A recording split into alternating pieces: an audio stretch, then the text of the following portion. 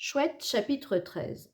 Pendant que Roy prenait une douche, sa mère prépara des spaghettis. Il en reprit 3 fois, bien que le dîner se déroulât dans un silence de championnat d'échecs. Reposant sa fourchette, Roy se tourna vers son père. Je devine que je suis bon pour ton bureau, hein?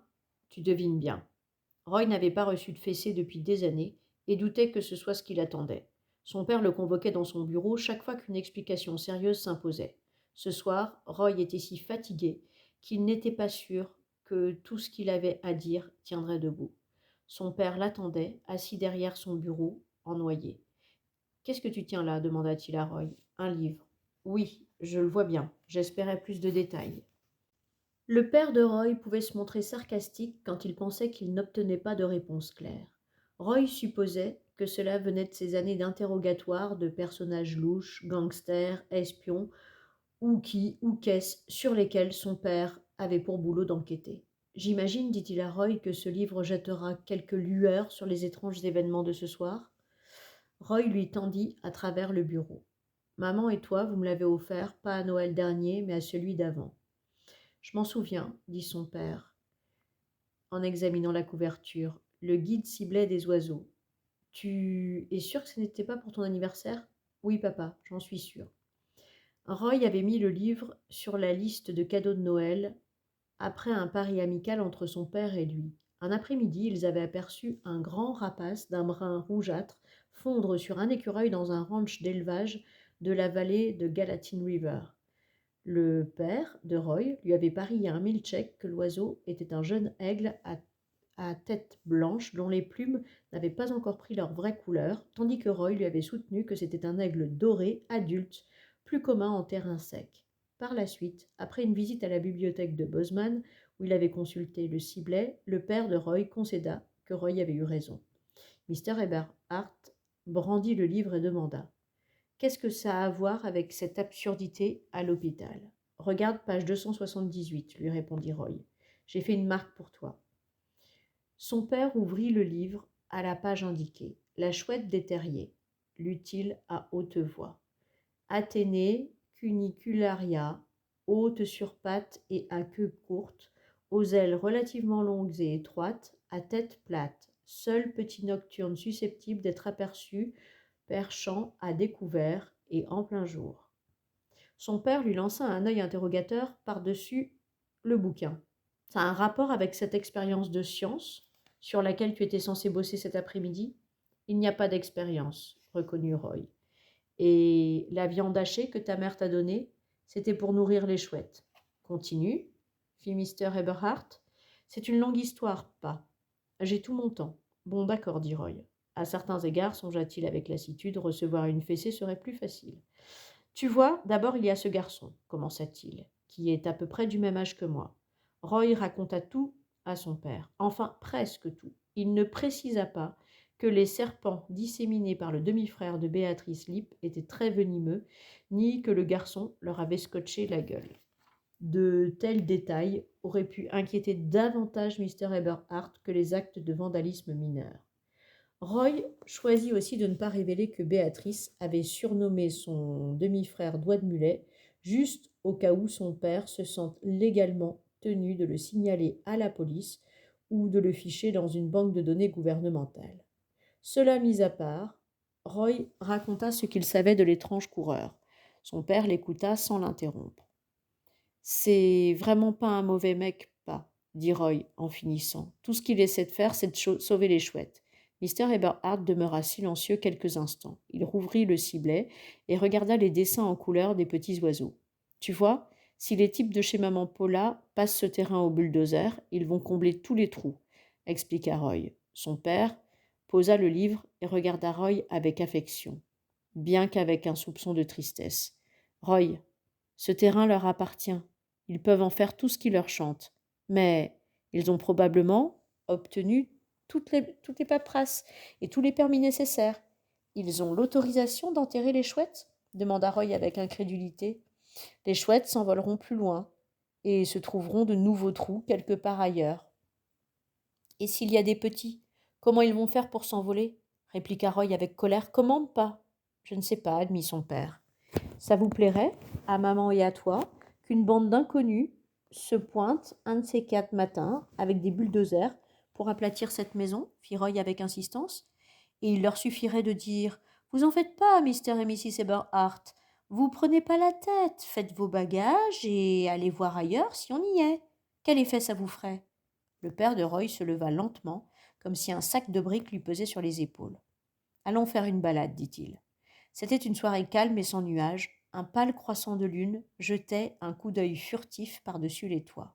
Des insectes de la taille d'un confetti tourbillonnaient autour des lampadaires. À l'extrémité du pâté de maison, on entendait 2 chats se miaulant l'un à l'autre. Le père de Roy marchait, le menton légèrement baissé, les mains fourrées dans les poches. Tu grandis vite, remarqua-t-il, prenant Roy par surprise. Je suis l'un des 3 plus petits de ma classe, pas. Ce n'est pas ce que je voulais dire. Alors qu'ils poursuivaient leur chemin, Roy sautillait de rainure en rainure sur le trottoir. Ils parlèrent de sujets qui ne fâchaient pas. L'école, le sport à l'école, jusqu'à ce que Roy ramène la conversation sur le sujet délicat de Doigt de Mulet. Il avait besoin de savoir dans quel camp était son père. Tu te rappelles l'été dernier quand on a descendu le canyon de Madison? Bien sûr, lui répondit son père en canot pneumatique. C'est ça, dit Roy. Et tu te rappelles qu'on a compté 5 grands-ducs dans un peuplier de Virginie? 5. Oui, je m'en souviens. Et que tu as essayé de les prendre en photo, mais que l'appareil est tombé dans la rivière. Pas exactement. Je l'ai fait tomber à l'eau, se souvint le père de Roy, l'air penaud. Bah, c'était un appareil jetable. Ouais. Mais ça aurait fait une super photo. 5 sur le même arbre. Vous voyez, c'était assez étonnant. Ce souvenir des hiboux fut le déclic. Son père saisit la perche. Ce garçon dont tu m'as parlé, tu ne connais vraiment pas son nom? Il n'a pas voulu me le dire, Béatrice non plus, fit Roy. C'est la vérité vraie. Il n'a pas pris le nom de son beau-père? Lip? Non, pas selon Béatrice. Et tu me dis qu'il ne va pas en classe. Le moral de Roy était au plus bas. À l'entendre, on aurait dit que son père s'apprêtait à dénoncer Doigt de Mulet pour absentéisme. Ce qui me tracasse, dit Mr. Eberhart, c'est sa situation de famille. Elle n'a pas l'air bonne. Elle ne l'est pas, concéda Roy. C'est pour ça qu'il ne vit plus chez lui. Il n'a aucun parent, même éloigné, qui pourrait s'occuper de lui. Il se sent en sécurité là où il est, fit Roy. Tu en es sûr? S'il te plaît, papa, ne le livre pas à la police, je t'en prie. Comment le pourrais-je si je ne sais pas où le trouver? Et le père de Roy lui fit un clin d'œil.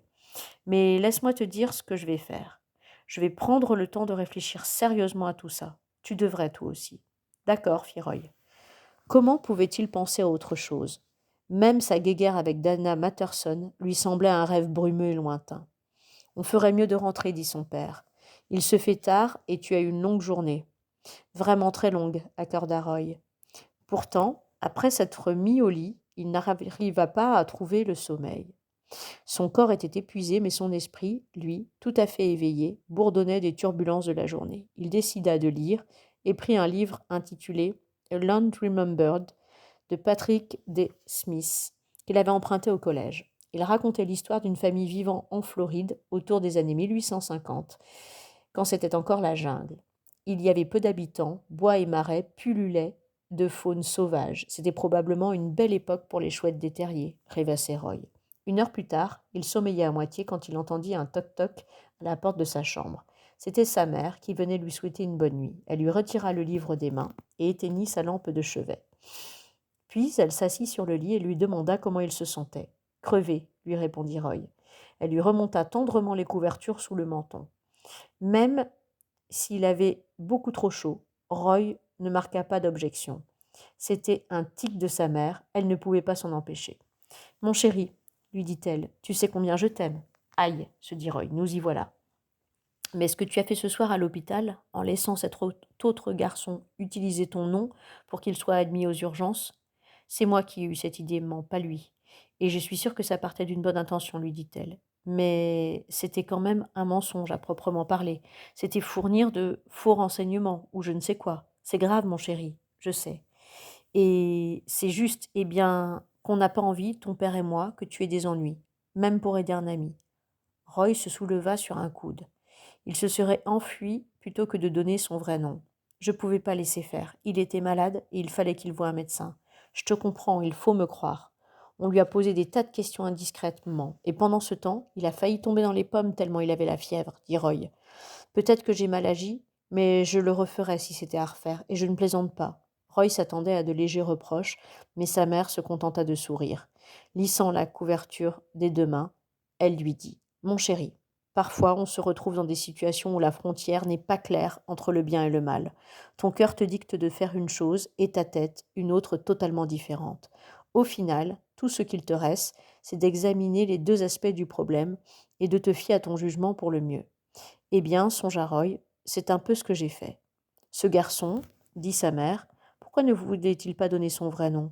Et pourquoi il s'est sauvé de l'hôpital comme ça? Doigt de Mulet s'était enfui par l'une des fenêtres des toilettes pour dames qui jouxtaient le service des rayons X. Il avait accroché son t-shirt vert déchiré à l'antenne de la voiture radio de l'agent de Linco, garée devant les urgences. Il s'est échappé, dit Roy, probablement parce qu'il a eu peur que quelqu'un ne prévienne sa mère. Ah bon? Oui, parce qu'elle ne veut plus de lui.